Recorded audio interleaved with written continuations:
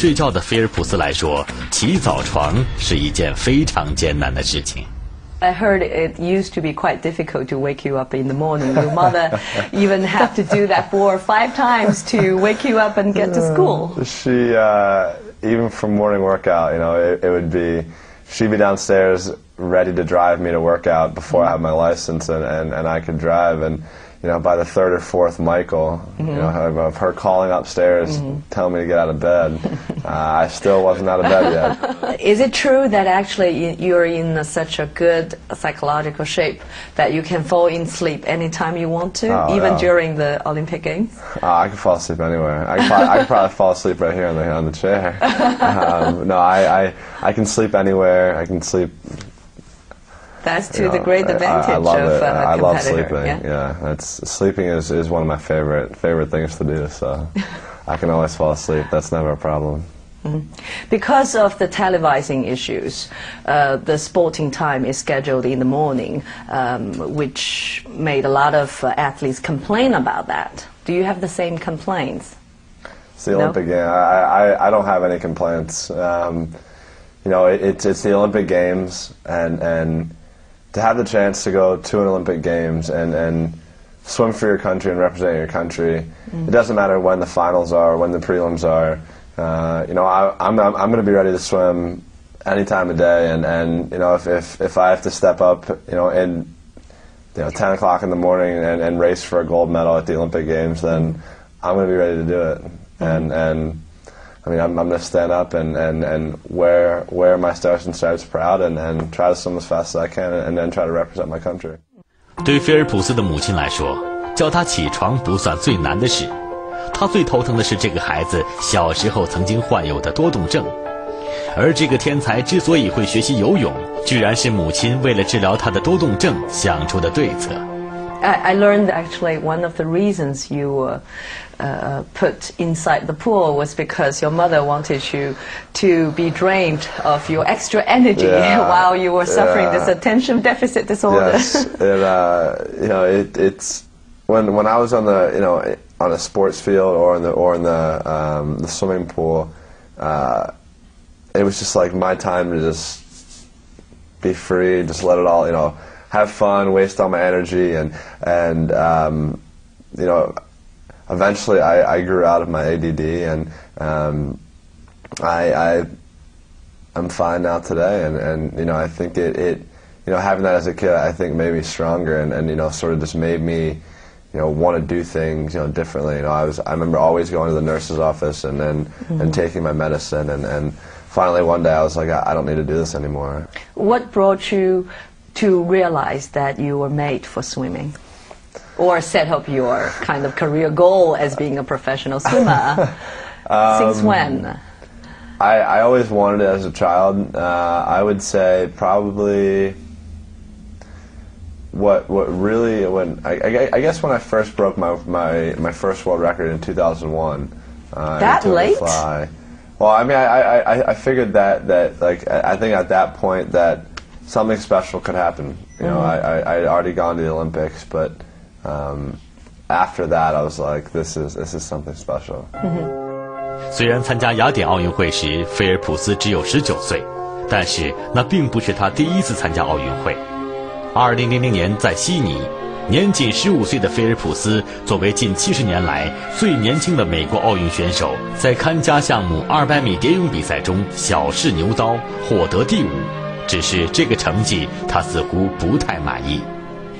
Your first Olympics was at Sydney in the year of 2000 when you were only 15, although you finished like 5th. But what was the experience like to you as the first-time Olympian?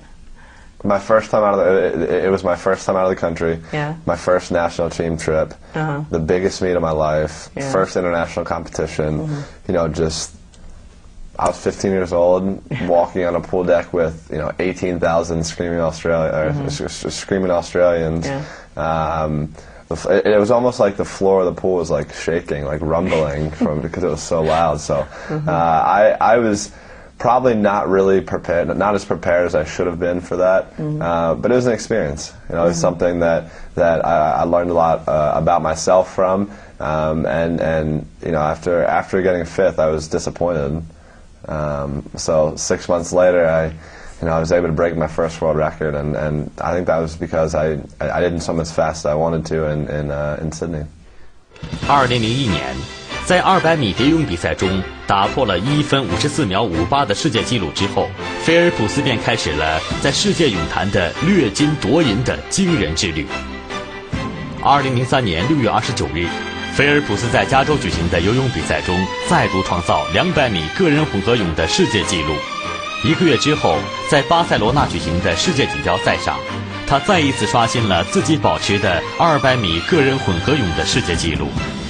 41天的比赛中，他共创造了7项世界纪录，而那时他才刚刚年满18岁。在所有世界顶尖的男子游泳选手中，菲尔普斯还只算得上是个孩子，但这位天才少年就将开始自己的第2次奥运会之旅了。What is beyond winning gold medals? I mean, at Athens, for example, you could have won more medals if you didn't insist in competing with Ian Thorpe in the freestyle. Well, one of the things I love doing, I love racing the best. You know, I love racing the best people in the world, and you know, in the 200 freestyle, Ian was the best person, fastest person in the world in that event, and I wanted to race him. You know, I'd never raced him in a freestyle event, and that was something that I wanted to do. And so that's something beyond the gold medals. Yeah, it's just me wanting to race the best. That's the very spirit of the Olympiad, I guess. 是的，菲尔普斯渴望金牌，渴望打破马克施皮茨单届奥运会7枚金牌的纪录。但他真正渴望的是和世界上最优秀的选手进行一场出色完美的比赛。他曾经把在100米蝶泳比赛中战胜过自己的克罗克的照片挂在卧室，天天提醒自己有这样一个对手的存在。老对手索普2006年的退役也曾让菲尔普斯失望了好久。With Ian Thorpe retired, who is your utmost rival?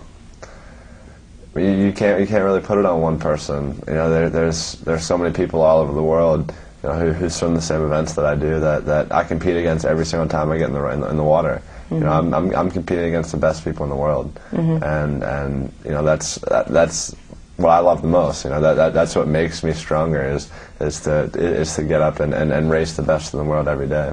Do you still put their posters beside your bed too, or your locker? No. No, not anymore. You don't have to look at them to feel the competition. Well, I do have, you know, if somebody has a comment directed in my direction, I usually highlight it and it's somewhere where I can see it every day. And I think Thorpe said it earlier in the year that it's impossible to win 7 gold medals, and there's a thing called competition, and Phelps can't do it, and those quotes are all highlighted in my locker, and it's pasted on my locker. So whenever I open my locker, I see those quotes every day.